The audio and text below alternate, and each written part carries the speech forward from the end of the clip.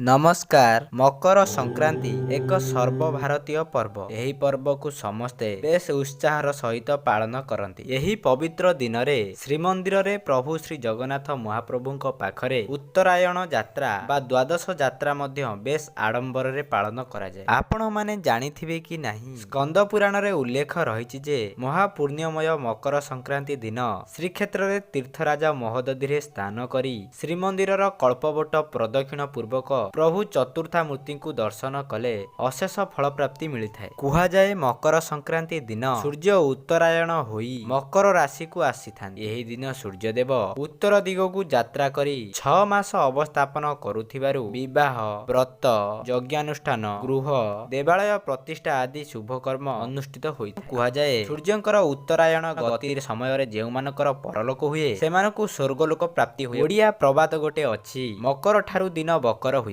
ଅର୍ଥାତ୍ ଏହି ଦିନ ଠାରୁ କ୍ରମଶଃ ଦିନ ବଡ଼ ହୋଇଥାଏ।